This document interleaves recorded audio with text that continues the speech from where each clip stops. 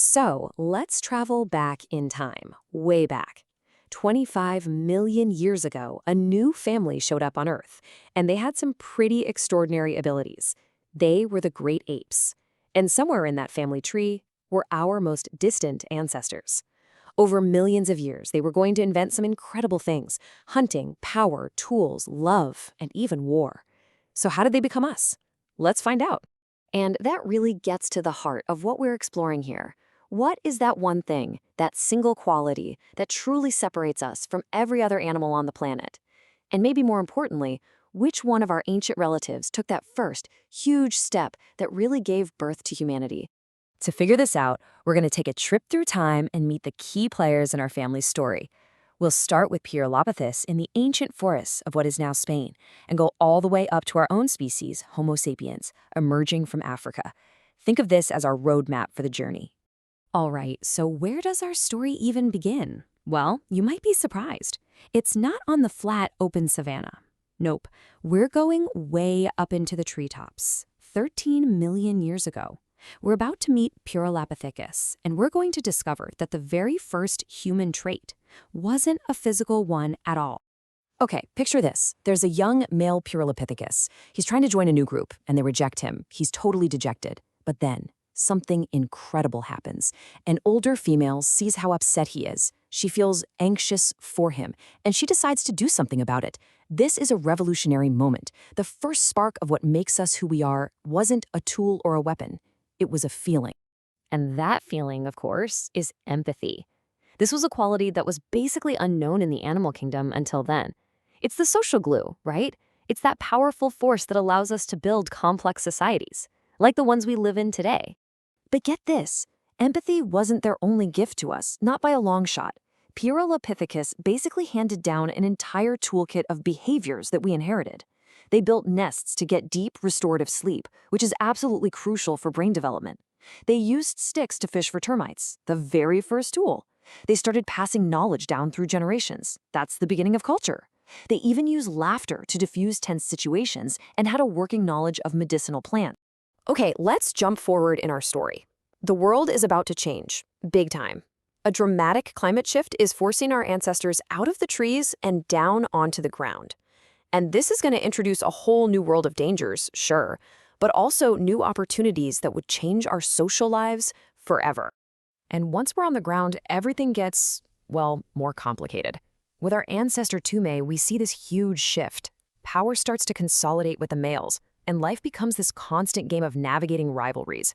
Survival isn't just about finding food anymore. It's about making alliances, plotting strategies, and yes, watching out for betrayal. So here's the crazy part. Our ancestors literally invented politics. And you know, wherever you find politics, something much darker isn't usually far behind. The source material talks about this absolutely chilling moment. An alpha male comes up with a plan to kill a rival group. Not out of instinct or rage, but as a calculated move to take their stuff, their resources. This was premeditated, organized violence. It was something new.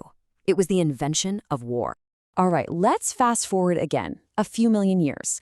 Our ancestor Sediba is facing a brutal drought. The trees, their home, are barren, and they're facing this monumental choice.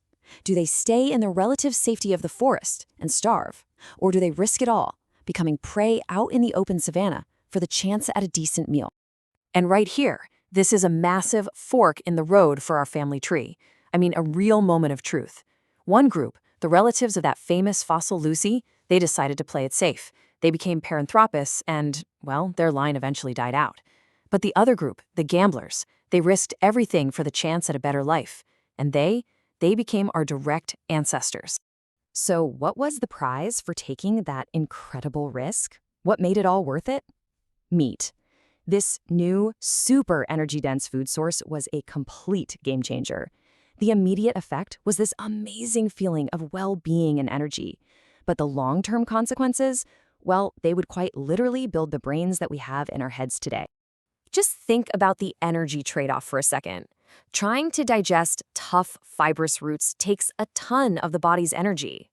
The source notes that cooked food, which would come later, requires 16 times less energy to digest.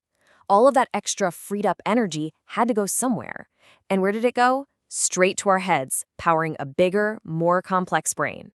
So we've got this new potential for a bigger brain. Now let's see what happens when our next major ancestor, Homo erectus, enters the scene. Because this is where things get really wild. This is a profound shift. Our ancestors are no longer just adapting to the world around them. For the very first time, they are actively starting to shape it. I mean, this was a totally new kind of human. Homo erectus was a champion endurance runner, a hunter of big game, a builder of shelters. They lived in these complex societies where people had specialized jobs. They were no longer just reacting to their environment, they were imposing their will on it. And their number one tool for changing the world, you guessed it, fire. Think about the steps here. First, they just had to learn how to capture and control it, to tame this wild beast. Then, they used it to cook, which unlocked that huge nutritional energy boost we talked about. This literally reshaped their bodies. Smaller jaws were needed, which made room for bigger brains. And, so crucially, it created a social hearth, a campfire, a place to gather and share and connect. So what happens when you put it all together? You've got a bigger brain, and now you have a social hub where everyone gathers. The result? Language that was complex enough to tell stories. For the first time, they could actually ask, who are we? Where did we come from? And start to weave the narratives that gave their lives meaning. And wow, was Homo erectus successful? I mean, they spread out from Africa and populated the entire globe. And as they did, they evolved into all these different kinds of humans. For most of our history, the planet Earth was home to multiple human species at the same time. But that was all about to change. And just take a second to look at this family tree. It's incredible. You had Neanderthals in Europe, Denisovans in Asia. You had Beijing man in China, Solo man in Indonesia, the tiny hobbit on the island of Flores, and so many others. And, back in Africa, our own species was just emerging, Homo sapiens. The key takeaway is, for most of our time on this planet, we were not alone. But this amazing, multifaceted human world, well, it wasn't going to last. About 100,000 years ago, our species, Homo sapiens, started its great migration out of Africa. And as we spread across the globe, something mysterious happened. All the other human species, they vanished. Why? Honestly, that's a debate that still rages among scientists today. Which brings us to today. It brings us to us. We are the last human species standing. We carry the empathy of Paralapithus, the political savvy of Toomai, the courage of Sediba, and the world-building power of Homo erectus. So the final question really is, after inheriting this entire planet from all our now vanished cousins, what are we going to build with their legacy?